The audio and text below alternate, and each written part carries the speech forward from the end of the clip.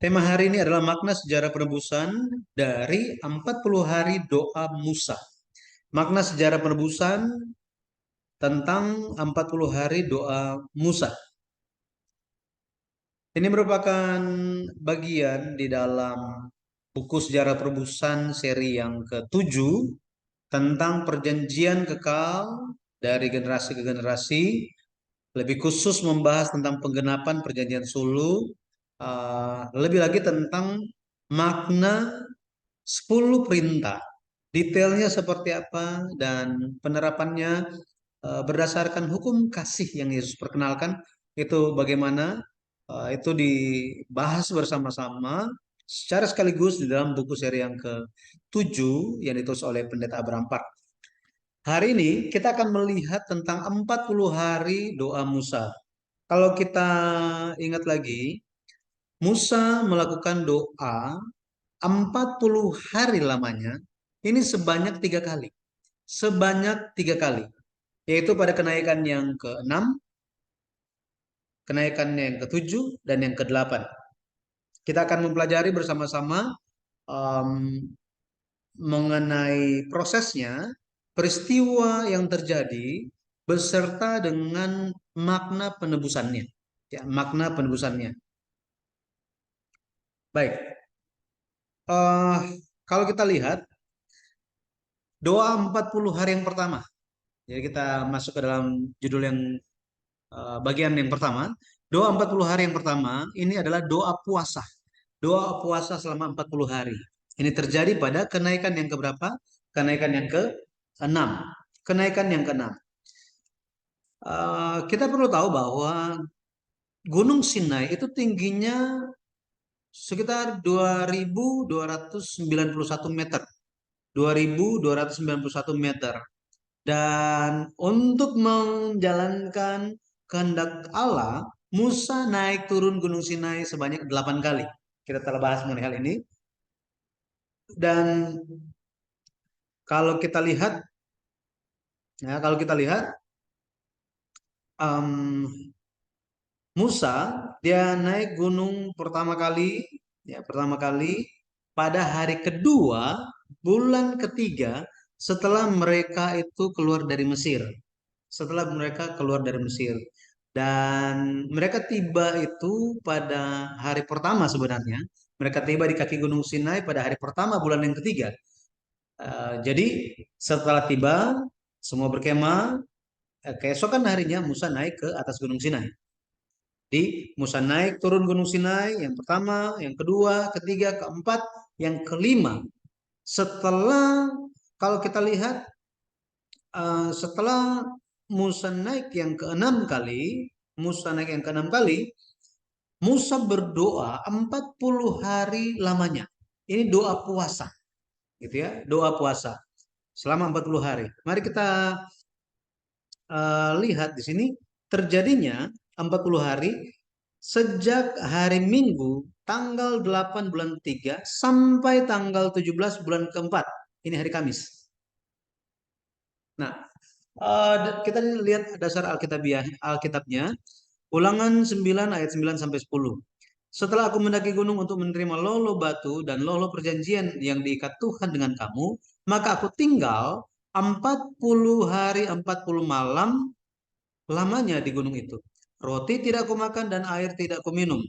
Tuhan memberikan kepadaku kedua loh batu yang ditulisi jari Allah, di mana ada segala firman yang diucapkan Tuhan kepadamu di gunung itu dari tengah-tengah api pada hari perkumpulan. Nah, jadi dikatakan bahwa untuk menerima loh batu, dua loh batu itu, Musa tinggal 40 hari 40 malam. Roti tidak dimakan, air tidak diminum, tidak diminum. Satu lagi kita lihat Keluaran, Keluaran 24 ayat 18. Masuklah Musa ke tengah-tengah awan dengan mendaki, tengah-tengah awan itu dengan mendaki gunung itu, lalu tinggallah ia di atas gunung itu 40 hari dan 40 malam lamanya. Seperti ini dasar Alkitabnya. Jadi dia berdoa puasa selama 40 hari. Ini terjadi pada kenaikan yang ke-6. Nah, kita lihat peristiwa penting yang terjadi. Yang pertama, peristiwa yang terjadi adalah Allah berikan dua loh batu yang tertulis 10 hukum. Ulangan 9 ayat 10. Tuhan memberikan kepadaku kedua loh batu yang ditulis di jari Allah, di mana ada segala firman yang diucapkan Tuhan kepadamu di gunung itu dari tengah-tengah api pada hari perkumpulan. Nah, menerima sesuatu barang dari orang yang sangat terkenal itu merupakan eh, hal yang sangat berharga, betul ya? Barang yang sangat berharga. Lebih lagi ini Musa menerima dua loh batu yang tertulis 10 hukum Allah, 10 perintah Allah. Ini merupakan barang yang sangat-sangat berharga. Sangat-sangat berharga. Akan tetapi peristiwa apa lagi yang terjadi? Peristiwa yang kedua, orang Israel menyembah lembu emas, ya, berhala lembu emas, dan Musa menghancurkan dua loh batu itu. Musa menghancurkan dua loh batu itu. Ulangan 9 ayat 16 sampai 17. Lalu aku menyaksikan bahwa sesungguhnya kamu telah berbuat dosa terhadap Tuhan Allahmu. Kamu telah membuat suatu anak lembu tuangan. Kamu telah segera menyimpang dari jalan yang diperintahkan Tuhan kepadamu. Maka kupeganglah kuat-kuat kedua lo itu, kulemparkan dari kedua tanganku, kupecahkan di depan matamu. Keluaran 32 ayat 19. Dan ketika ia dekat ke perkemahan itu, dan melihat anak lembu, dan melihat orang menari-nari, maka bangkitlah amarah Musa, dilemparkan nyala kedua lo itu dari tangannya, dan dipecahkannya pada kaki gunung itu. Nah, apakah arti dua loh batu dihancurkan? Dua loh batu dihancurkan. Ini berarti perjanjian yang diikat antara Allah dan umat Israel itu dihancurkan. Itu dihancurkan. Mari kita lihat Ulangan 9 ayat yang ke-9. Ulangan 9 ayat 9. Setelah aku mendaki gunung untuk menerima loh-loh batu, loh-loh perjanjian yang diikat Tuhan dengan kamu, maka aku tinggal 40 hari 40 malam lamanya di gunung itu, roti tidak kumakan dan air tidak kuminum. Di sini loh-loh batu, nama lainnya apa? Loh-loh perjanjian katanya. Jadi sama seperti eh, dokumen perjanjian hari ini, jika itu meskipun sudah dimeterai, meskipun itu sudah disahkan, tetapi jika itu disobek, dihancurkan, maka itu sudah tidak memiliki nilai. Betul ya? Tidak memiliki nilai. Sudah batal perjanjiannya. Dua loh batu hancur berkeping-keping. Ini menunjukkan bahwa perjanjian itu dibatalkan, dibatalkan. Maka banyak orang hanya melihat, oh Musa itu marah, makanya dia hancurkan dua loh batu itu yang berharga. Jangan melihat kemarahan Musa sebagai kemarahan manusia. Tetapi kemarahan Musa itu merupakan kemarahan kudus yang dibaliknya terkandung kasih Musa bagi umat Israel. Kenapa? Jika perjanjian itu masih ada, maka orang Israel harus mati menerima penghukuman dari Tuhan. Kenapa? Karena isi perjanjiannya nomor satu adalah jangan ada padamu Allah lain di hadapanku. Yang kedua, jangan membuat patung untuk disembah. Mereka sudah melanggar peraturan pertama dan kedua. Betul ya? Mereka otomatis itu menjadi sasaran murka Allah, hukuman Allah. Tetapi Musa menghancurkannya dengan kemarahan kudusnya. Ini menunjukkan bahwa kasih Musa agar umat Israel tidak binasa. Tidak binasa. Maka kita bersyukur. Kenapa? Karena Yesus Kristus lewat dia mencurahkan darahnya di atas kayu salib. Bagi kita ada kesempatan untuk kembali kepada Bapa. Kepada Bapa. Yesus Kristus telah apa? Telah menggenapi hukum Taurat dengan hukum kasih, dengan kasih yang ada dalam dia, sehingga kita pun hari ini dengan mengikuti jejak kasih Yesus, jejak kayu salib Kristus, maka kita sedang menjalankan hukum kasih, mengasihi Allah dan mengasihi sesama. Kita sementara melaksanakan 10 perintah. Jadi setelah perjanjian ini dibatalkan, hancur dua loh batu ini, Musa naik gunung lagi dan tinggal di sana 40 hari. Nah, maka mari kita lihat doa 40 hari yang kedua, ini adalah doa pengantara. Jadi bukan doa puasa ya, bukan. Tetapi doa pengantara 40 hari lamanya. Ini terjadinya kapan? Ini terjadi pada pada kenaikan yang ketujuh. Kenaikan yang ketujuh. Itu terjadinya Musa pergi naik gunung pada hari Jumat tanggal 18 bulan yang keempat sampai hari Selasa tanggal 28 bulan yang kelima. Ini doa syafaat atau doa pengantara. Ya, doa pengantara. Jadi kita lihat dasar Alkitabnya, Ulangan 9 ayat 25. Maka aku sujud di hadapan Tuhan 40 hari 40 malam lamanya. Aku sujud karena Tuhan telah berfirman akan memunahkan kamu. Keluaran Keluaran 32 ayat 30 sampai 31. Keesokan harinya berkatalah Musa kepada bangsa itu, kamu ini telah berbuat dosa besar. Tetapi sekarang aku akan naik menghadap Tuhan. Mungkin aku akan dapat mengadakan pendamaian karena dosamu itu. Lalu kembalilah Musa menghadap Tuhan dan berkata, sekira bangsa ini telah berbuat dosa besar, sebab mereka telah membuat Allah emas bagi mereka.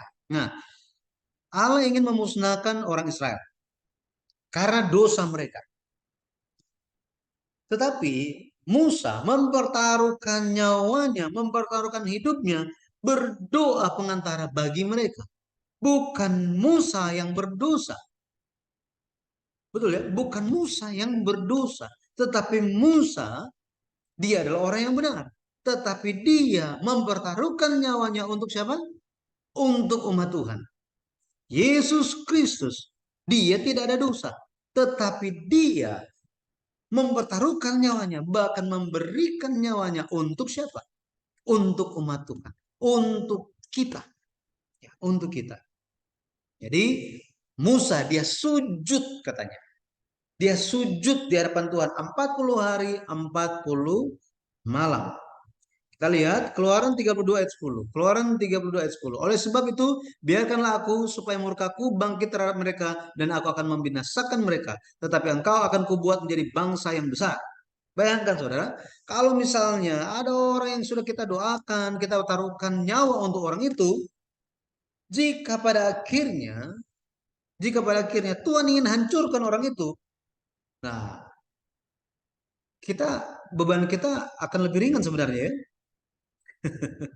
akan lebih ringan, karena nggak ada lagi yang gangguin. Tetapi Musa, Musa, dia memberikan contoh apa? Dia berdoa pengantara untuk orang-orang jahat ini. Supaya apa? Supaya Tuhan berbelas kasihan kepada mereka. Supaya mereka pun bertobat. Itu sebabnya di antara kita, di dalam kehidupan kita, di sekeliling kita, mungkin kita bertemu dengan orang-orang yang berbuat jahat kepada kita atau kepada Tuhan. Kita perlu doakan mereka. Jadi Yesus pun mengajarkan, gitu ya. Berdoalah bagi musuhmu katanya. Berdoalah bagi musuhmu. Jadi kita doakan mereka. Ya, kita doakan mereka seperti halnya Musa berdoa pengantara untuk umat Israel. Yesus berdoa untuk kita semua. Bahkan sampai hari ini, Yesus duduk sebelah kanan Allah Bapa, dia berdoa bagi kita. Nah, peristiwa penting yang terjadi itu seperti apa? Yang pertama, doa pengantara Musa ini meredakan murka Allah. Doa pengantara Musa meredakan murka Allah. Ulangan 10 ayat 10 sampai 11. Maka aku ini berdiri di atas gunung seperti yang pertama kali. Jadi seperti kapan katanya? Yang pertama kali. 40 hari 40 malam lamanya dan sekali ini pun Tuhan mendengarkan aku. Tuhan tidak mau memusnahkan engkau. Lalu berfirmanlah Tuhan kepadaku, bersiaplah, pergilah berjalan di depan bangsa itu supaya mereka memasuki dan menduduki negeri yang kujanjikan dengan sumpah kepada nenek moyang mereka untuk memberikannya kepada mereka. Jadi kalau kita lihat Musa benar-benar berdoa mempertaruhkan nyawanya untuk meredakan murka Allah, ya, meredakan murka Allah. Sampai-sampai Musa itu berkata, Tuhan, tolong dengarkanlah permohonanku. Jika engkau tidak mendengarkan permohonanku, biarlah namaku dihapuskan dari kitab kehidupan itu. Sampai seperti ini coba. Ya, sampai seperti ini. Ya, itu sebabnya kalau kita lihat sangat perlu untuk um, bertobat, ya. Bertobat itu sesuai dengan kehendak Tuhan. Bertobat sesuai dengan kehendak Tuhan. Bagi umat Tuhan, bagi umat Israel, Allah menuntut tanda kesungguhan, ya, tanda kesungguhan pertobatan atau tanda pertobatan yang sungguh-sungguh. Yang pertama, mereka harus menanggalkan perhiasan mereka. Menanggalkan apa? Perhiasan mereka. Keluaran 33 ayat 5 sampai 6. Berfirmanlah Tuhan kepada Musa, katakanlah kepada orang Israel, kamu ini bangsa yang tegar tengkuk. Jika aku berjalan di tengah-tengahmu, sesaat pun tentulah aku akan membinasakan kamu. Oleh sebab itu, tanggalkanlah perhiasanmu, maka aku akan melihat apa yang akan kulakukan kepadamu. Demikianlah orang Israel tidak memakai perhiasan-perhiasan lagi sejak dari gunung Horeb. Jadi tanda pertobatan itu apa? Merendahkan, bukan merendahkan hati, bukan. Alkitab tidak bilang merendahkan hati. Ini sudah berbeda. Merendahkan diri. Artinya apa? Menganggap diri sendiri itu bukan siapa-siapa. Tidak ada nilai lagi. Hanya meninggikan sosok yang di hadapan. Ya, yang ada di hadapan, ada di depan. Artinya merendahkan diri, bertobat sambil apa? Memunculkan kesederhanaan. Memunculkan kesederhanaan. Seperti ini. Ya.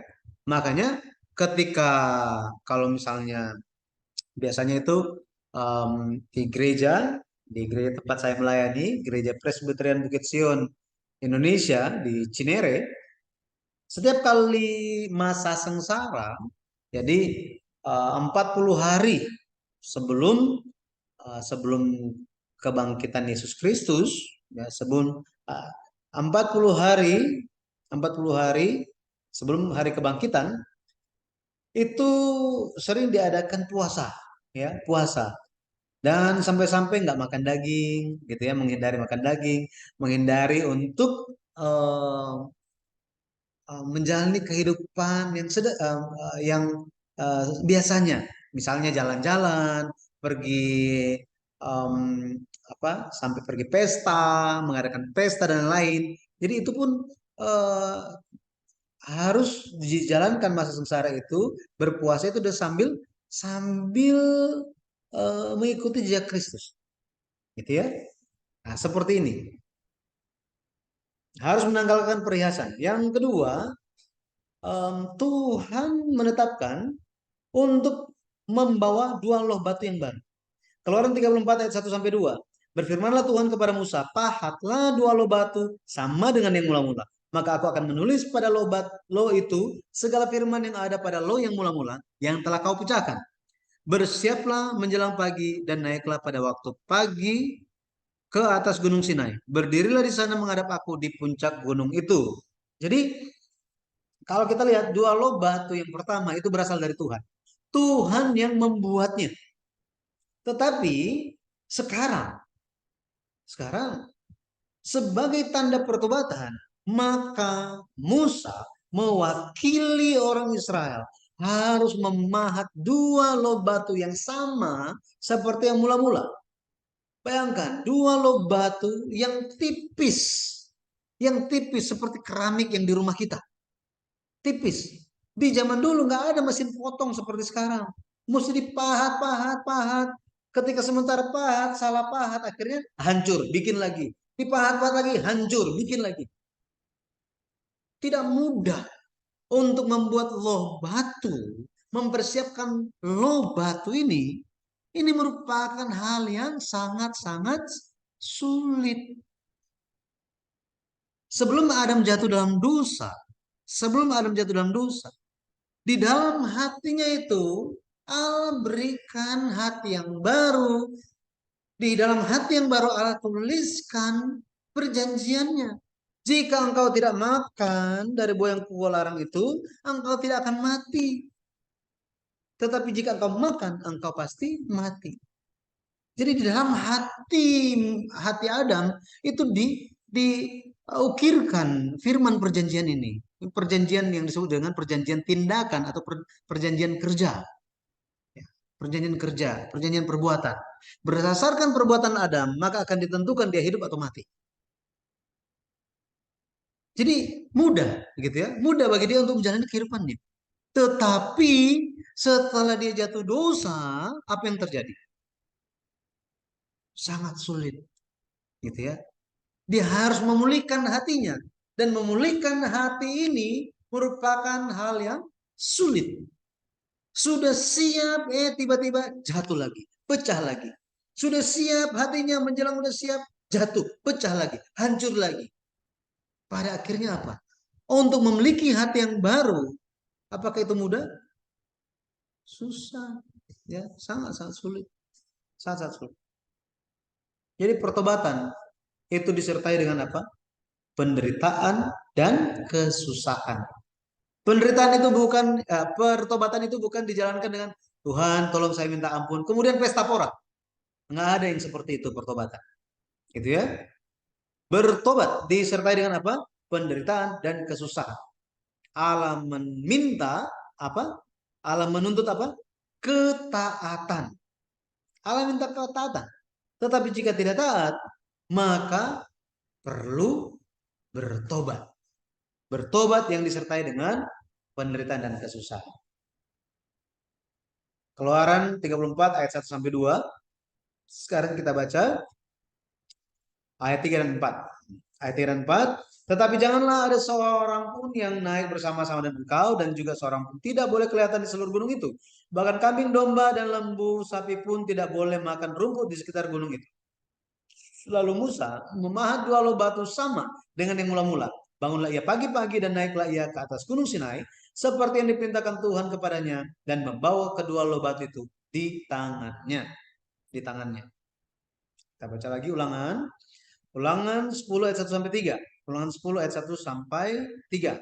Pada waktu itu berfirmanlah Tuhan kepadaku, pahatlah dua loh batu yang serupa dengan yang mula-mula, naiklah kepadaku ke atas gunung dan buatlah sebuah tabut dari kayu. Maka aku akan menuliskan pada loh itu firman-firman yang ada pada loh yang mula-mula yang telah kau pecahkan itu. Kemudian letakkanlah kedua loh ke dalam tabut itu. Maka aku akan membuat sebuah tabut dari kayu penaga dan memahat kedua loh batu yang serupa dengan yang mula-mula. Kemudian aku mendaki gunung dengan kedua loh itu di tanganku. Jadi kalau kita lihat seperti inilah. Ini kan Musa, ya, Musa terima perintah dari Tuhan kan. Jadi ayat 1, ayat 2 ini perintah Tuhan. Ayat yang ketiga menunjuk kepada keesokan harinya. Jadi ulangan 10 ayat 1 sampai 2 ini um, terjadi kalau kita lihat Musa turun. Kemudian setelah ayat yang kedua Musa turun. Musa turun itu tanggal 28 bulan 5. Tanggal 28 bulan 5, hari Selasa. Ayat yang ketiga itu terjadi keesokan harinya tanggal 29, ya, tanggal 29 Musa sepanjang hari memahat batu untuk bikin dua loh batu. Seperti tadi, nggak mudah untuk membuat loh batu, memahatnya, gitu ya. Nah, ini. Jadi pada tanggal 29 bulan yang kelima. Coba kita lihat sini. Hari Selasa tanggal 28 bulan 5 ini Musa turun. Kenaikan yang ke-8 itu terjadinya tanggal 30 hari Kamis. Jadi hari Rabu Musa ngapain? Nah, di hari Rabu Musa memahat dua loh batu sepanjang hari. Kemudian apa? Buat peti atau kotak dari kayu untuk meletakkan dua loh batu itu nanti katanya. Ini perintah Tuhan. Nah, jadi kita akan lihat doa 40 hari yang ketiga. Ini adalah doa puasa. Doa puasa selama 40 hari. Terjadi pada kenaikan Musa yang ke-8. Kenaikan Musa yang ke-8. Berapa lama ini? Kalau kita lihat terjadi pada tanggal 30 bulan 5 hari Kamis sampai hari Senin tanggal 10 bulan 7. Ini. Makanya ditulis di dalam bagian ini yang paling kanan 40 hari doa puasa yang kedua. 40 hari doa puasa yang pertama terjadinya kapan?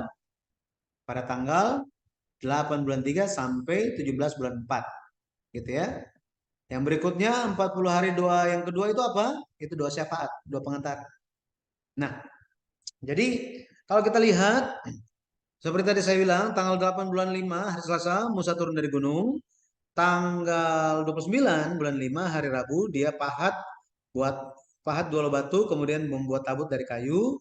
Ini sepanjang hari di hari Rabu. Kemudian tanggal 30 bulan 5 hari Kamis dia naik ke atas Gunung Sinai untuk yang ke-8 kali. Kita lihat ayat-ayatnya. Ulangan 9 ayat 18. Sesudah itu aku sujud di hadapan Tuhan 40 hari 40 malam lamanya. Seperti yang pertama kali. Nah ini. Seperti mana katanya? Yang pertama kali. Roti tidak kumakan dan air tidak kuminum. Karena segala dosa yang telah kamu berbuat. Yakni kamu melakukan apa yang jahat di mata Tuhan. Sehingga kamu menimbulkan sakit hatinya. Oke. Nah, kemudian kita lihat ayat yang ke-34. Keluaran 34. Keluaran 34 ayat yang keempat. Lalu Musa memahat dua loh batu sama dengan yang mula-mula. Bangunlah ia pagi-pagi dan naiklah ia ke atas gunung Sinai. Seperti yang diperintahkan Tuhan kepadanya. Dan membawa kedua loh batu itu di tangannya. Di sini Musa memahat dua loh batu sama dengan yang mula-mula. Itu terjadinya kapan? Tanggal 29 bulan 5 hari Rabu. Oke. Keesokan harinya ini bangunlah ya pagi-pagi, ini udah hari Kamis tanggal 30 bulan 5 gitu ya. Bangunlah ya pagi-pagi dan naiklah ya ke atas Gunung Sinai. Itu hari Kamis. Keluaran 34 ayatnya yang ke-28 dan Musa ada di sana bersama-sama dengan Tuhan 40 hari 40 malam lamanya tidak makan roti dan tidak minum air. Dan ia menuliskan pada lo itu segala perkataan perjanjian yakni ke-10 firman. Di sini dan ia di sini ia ya menunjuk meskipun ini huruf kecil, saudara-saudara ingat bahwa ini menunjuk kepada Allah. Jadi bukan Musa yang tulis, bukan. Allah yang tulis, ya tulis 10 firman itu. Oke, karena ada pandangan yang bilang, oh yang dua loh batu yang pertama itu Allah yang tulis, kemudian Musa hancurin. Nah setelah itu Musa kan disuruh untuk bikin dua loh batu lagi. Jadi dia bikin, dia naik ke atas, bertemu dengan Tuhan, kemudian Tuhan suruh dia pahat 10 perintah itu. Enggak begitu ya. Itu pandangan yang keliru. Allah yang menuliskan. Allah yang menuliskan. Bukan Musa yang tulis. Musa mempersiapkan dua loh batu, tetapi Allah yang tuliskan ke-10 firman itu. Nah, kita lihat peristiwa penting yang terjadi. Hari turunnya Musa itu terjadi pada eh, tanggal 10 bulan 7. Tanggal 10 bulan 7. Luar biasanya, tanggal 10 bulan yang ke-7 ketika Musa turun dari Gunung Sinai yang ke-8 kali, tanggal tersebut ditetapkan sebagai hari pendamaian. Hari pendamaian. Imamat 25 ayat 9. Lalu engkau harus memperdengarkan bunyi sangkakala di mana-mana dalam bulan yang ke-7 pada tanggal 10 bulan itu. Pada hari raya pendamaian kamu harus memperdengarkan bunyi sangkakala itu di mana-mana di seluruh negerimu. Bulan ke-7 tanggal 10 katanya. Ini adalah hari pendamaian. Ini hari apa sih? Ini adalah hari ketika imam besar masuk sampai ke ruang Maha Kudus untuk membawa dosa seluruh umat Tuhan dan lakukan pendamaian atas dosa umat Tuhan. Hari pendamaian ini dan tindakan imam besar yang menyelesaikan permasalahan dosa, mendamaikan dosa manusia, itu menggambarkan pekerjaan penebusan Yesus Kristus. Dia memikul dosa dan membawa pendamaian antara Allah dan manusia. Masalah dosa itu tidak bisa diselesaikan dengan sabun. Nggak bisa dicuci. Mau pakai sabun jenis apapun nggak bisa. Nggak bisa. Gitu ya. Tidak ada yang bisa. Mungkin di dunia ini ada banyak teknologi yang bisa membersihkan kotoran. Tetapi dosa tidak bisa dibersihkan selain dari darah Yesus Kristus. Ya, darah Yesus Kristus. Kita lihat Efesus 1 ayat 7. Sebab di dalam Dia dan oleh darahnya kita beroleh penebusan, yaitu pengampunan dosa menurut kekayaan kasih karunia-Nya. Matius 27 ayat 50 sampai 51. Yesus berseru pula dengan suara nyaring lalu menyerahkan nyawanya. Dan lihatlah, tabir bait suci terbelah dua dari atas sampai ke bawah, dan terjadilah gempa bumi, dan bukit-bukit batu terbelah. Peristiwa tabir bait suci terbelah dua dari atas sampai ke bawah dijelaskan oleh kitab Ibrani sebagai apa? Ibrani 10 ayat 20. Karena ia telah membuka jalan yang baru dan yang hidup bagi kita melalui tabir, yaitu dirinya sendiri. Artinya apa? Tabir itu menunjuk kepada diri Yesus Kristus. Ketika Yesus Kristus itu ya terbelah atau sobek, ketika darahnya tercurah, jalan yang baru untuk keselamatan dibuka. Selama ini harus apa? Harus lewat imam besar, harus potong binatang korban gitu ya. Harus dicurahkan darah. Tetapi sekarang hanya lewat nama Yesus Kristus. Hanya lewat darah Yesus Kristus pendamaian itu bisa terjadi. Kemudian peristiwa apa lagi yang terjadi? Peristiwa yang kedua, wajah Musa bercahaya ketika dia turun dari gunung. Keluaran 34 ayat 29. Ketika Musa turun dari gunung Sinai, kedua loh hukum Allah ada di tangan Musa ketika ia turun dari gunung itu. Tidaklah ia tahu bahwa kulit mukanya bercahaya oleh karena ia telah berbicara dengan Tuhan. Berbicara dengan Tuhan. Jadi pada hari ke-10 tanggal 7 Musa turun dari atas gunung, wajahnya itu bercahaya karena dia telah berbicara dengan Tuhan. Ini menggambarkan apa, saudara? Ada kemuliaan besar yang luar biasa akan dialami oleh orang-orang kudus yang hidup di hari akhir.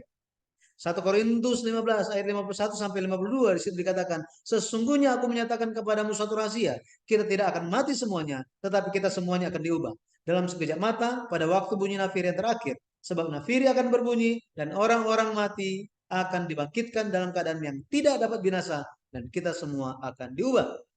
Jadi, saudara, akan tiba waktunya nafiri itu akan dibunyikan dan akan ada ubah yang mulia.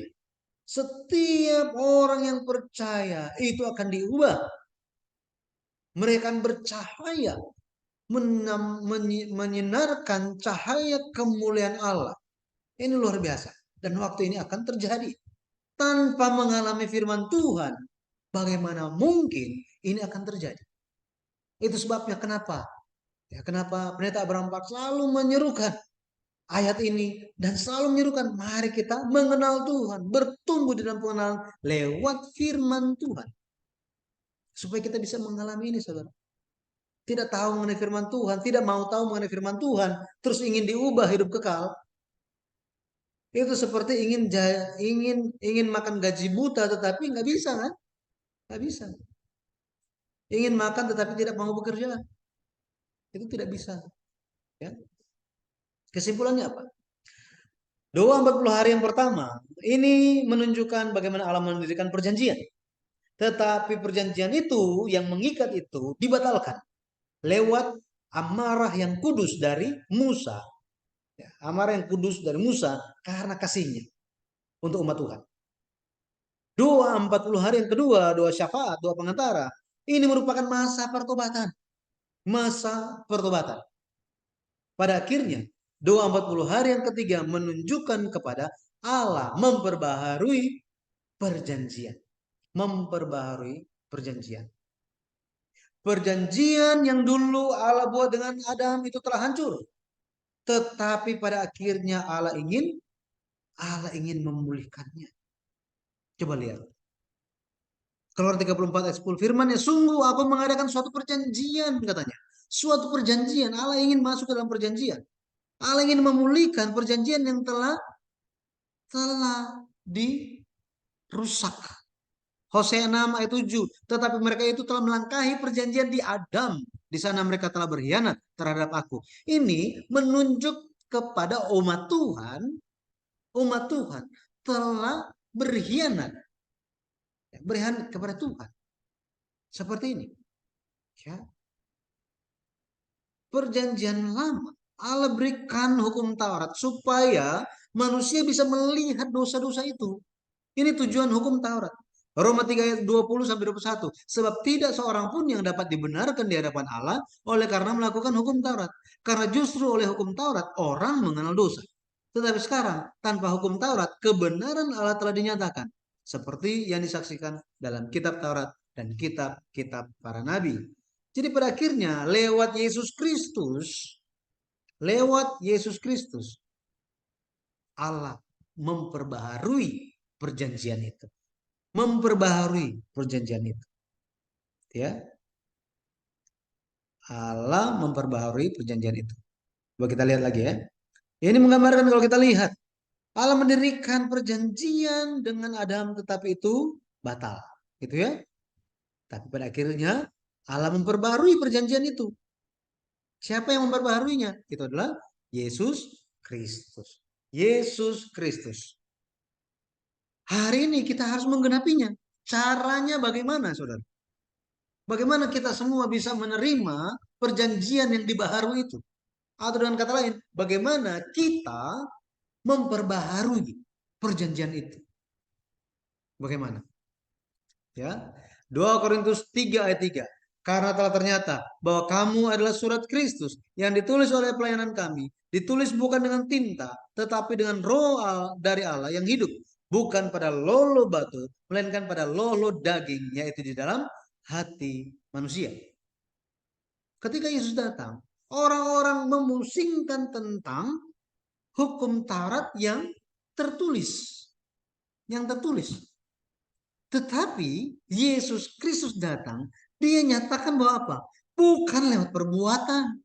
Semua perbuatan itu harus datang dari hati. Tetapi mereka melakukan hukum Taurat, hatinya beda. Makanya mereka hidup melakukan hukum Taurat dengan keterpaksaan. Makanya Rasul Paulus bilang apa? Saat ini firman sedang dinyatakan kepada umat-umat Tuhan. Firman sementara dicatat, diukir, bukan pada loh batu yang bisa dihapuskan, bisa terhapus oleh banyak hal, melainkan pada hati manusia. Hati manusia. Itulah Roh Kristus. Jadi siapa Roh Kristus ini? Siapakah surat Kristus ini? Surat Kristus yang pertama itu adalah orang yang menerima firman yang ditulis oleh Roh Allah, dan itu adalah orang yang menerima firman di dalam hati mereka. Di dalam hati mereka. Loh, ya, loh. Luah ini menunjukkan kepada hati. Amsal 3 ayat 3 dikatakan, janganlah kiranya kasih dan setia meninggalkan engkau. Kalungkanlah itu pada lehermu, tuliskanlah itu pada luah hatimu. Kata loh di sini sama seperti loh batu yang di zaman Musa. Kata yang sama, luah, gitu ya. Pada akhirnya bukan bicara tentang batu, tetapi bicara tentang hati manusia. Di atas hati manusia yang keras itu, lebih keras daripada batu, firman bisa dituliskan. Firman bisa dituliskan. Lewat apa? Roh Allah. Roh Allah. Tuliskan dalam hati. Ya, dalam hati. Itu sebabnya 2 Korintus 3 ayat 3, firman Allah, Roh Kudus itu perlu bekerja di dalam kita.